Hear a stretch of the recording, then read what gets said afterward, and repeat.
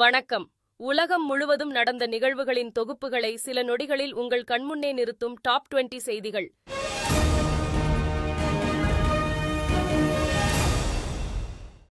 மகாகவி பாரதியார் பிறந்த நாளையொட்டி தமிழக முதல்வர் மு. ஸ்டாலின் வெளியிட்ட சமூக வலைதள பதிவில், உய்வகை காட்டும் உயர்தமிழுக்கு புதுநெறி காட்டிய புலவன் மகாகவி பாரதியார் எனவும், தமிழ்கவியில் உரைநடையில் தனிப்புதுமை படைத்த செந்தமிழ் தேனி என பிறந்த நாளில் அவரை வணங்குவதாக குறிப்பிட்டுள்ளார்.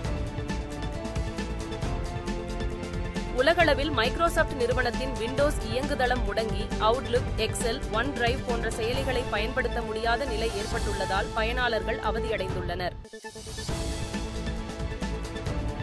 மகாகவி பாரதியாரின் 143வது பிறந்த நாளை முன்னிட்டு சென்னை காமராஜர் சாலையில் உள்ள அவரது படத்திற்கு மரியாதை செலுத்திவிட்டு பேசிய தமிழக பா.ஜ.க. முன்னாள் தலைவர் தமிழிசை, பெண் விடுதலைக்காக பெரியாருக்கு அங்கீகாரம் கொடுக்கும் திமுக அரசு பாரதியாருக்கு அந்த அங்கீகாரத்தை கொடுப்பது இல்லை என குற்றம் சாட்டியுள்ளார். சென்னை மாநகர போக்குவரத்து கழகத்தின் சார்பில் 22 கோடியில் வாங்கப்பட்டுள்ள 25 தாழ்தள பேருந்துகள் மக்கள் பயன்பாட்டிற்காக கொண்டுவர உள்ள நிலையில் 500 தாழ்தள மின்சார பேருந்துகள் வாங்க தமிழக போக்குவரத்து துறை டெண்டர் கோரியுள்ளது. மகாகவி பாரதியின் பிறந்த நாளையொட்டி எதிர்க்கட்சித் தலைவர் எடப்பாடி பழனிசாமி வெளியிட்டுள்ள சமூக வலைதள பதிவில், இச்சகத்தில் உள்ளோரெல்லாம் எதிர்த்து நின்ற போதினும் அச்சம் இல்லை, அச்சம் இல்லை, அச்சம் என்பதில்லையே என்ற வரிகளை உச்சரிக்கும் போதே நமக்குள் ஏற்படும் விடுதலை வேட்கையும் சுயமரியாதை உணர்வும் தான் பாரதி எனவும், முண்டாசு கவிஞரின் பிறந்த நாளான இன்று மகாகவியின் பெரும்புகளை போற்றி வணங்குவதாக பதிவிட்டுள்ளார். வணிக நோக்கத்திற்காக பைக் டாக்ஸிக்கு பயன்படுத்தப்படும் இருசக்கர வாகனங்கள் மீது நடவடிக்கை எடுக்க அனைத்து மண்டல மற்றும் வட்டார போக்குவரத்து அலுவலர்களுக்கு துறை ஆணையர் உத்தரவிட்டுள்ளார். சென்னை விமான நிலையத்தில் சூறைக்காற்றுடன் பெய்த கனமழையால் விமான நிலையத்திற்கு வந்த 7 விமானங்கள் தரையிறங்க முடியாமல் நீண்ட நேரமாக வானில் வட்டமடித்த நிலையில் டெல்லி விமானம் பெங்களூருக்கு திருப்பிவிடப்பட்டு தரையிறக்கப்பட்டது. திருவண்ணாமலை மகா தீபத்தின் போது பக்தர்கள் மலையேற அனுமதி கிடையாது எனவும், பரணி தீபத்துக்கு 300 பேருக்கு மட்டுமே அனுமதி வழங்கப்பட்டுள்ளதாகவும் இந்து சமய அறநிலையத்துறை அமைச்சர் சேகர் பாபு தெரிவித்துள்ளார்.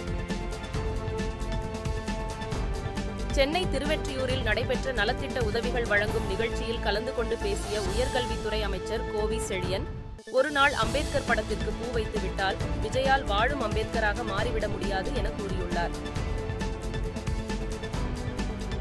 சென்னையில் ஆபரண தங்கத்தின் விலை சவரனுக்கு 640 ரூபாய் உயர்ந்து 58,280 ரூபாய்க்கு விற்பனை செய்யப்படுகிறது. மேலும் தங்கம் கிராமுக்கு 80 ரூபாய் அதிகரித்து 7,285 ரூபாய்க்கு விற்பனையாகிறது. அதோடு வெள்ளி கிராமுக்கு 1 ரூபாய் குறைந்து 103 ரூபாய்க்கு விற்பனை செய்யப்படுகிறது.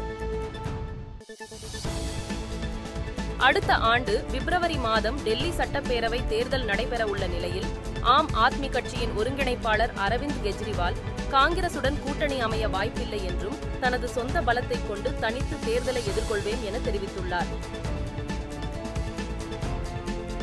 நாடாளுமன்ற குளிர்கால கூட்டத்தொடர் நாளை பிற்பகல் 1 மணிக்கு நாடாளுமன்ற வளாகத்தில் நடைபெற உள்ளது.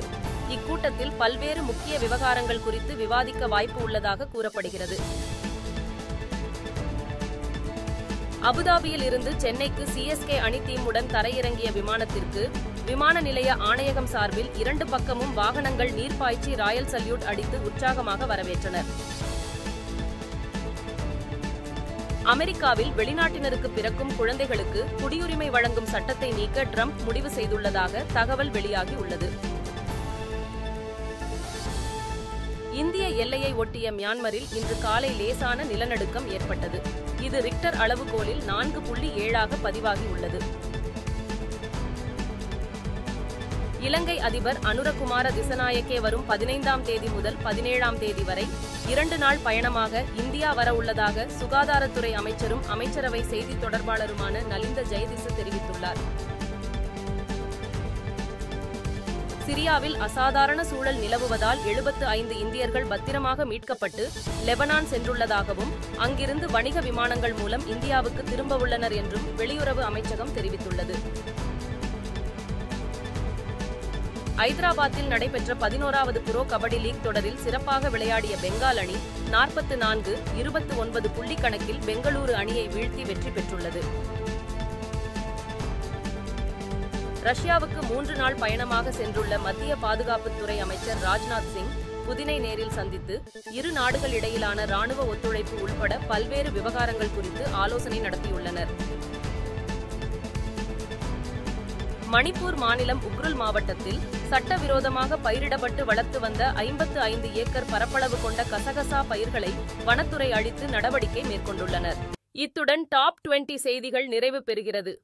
உலகில் நடக்கும் நிகழ்வுகளை துல்லியமாக தெரிந்து கொள்ள பாருங்கள் AI-இன் டாப் 20 செய்திகள்.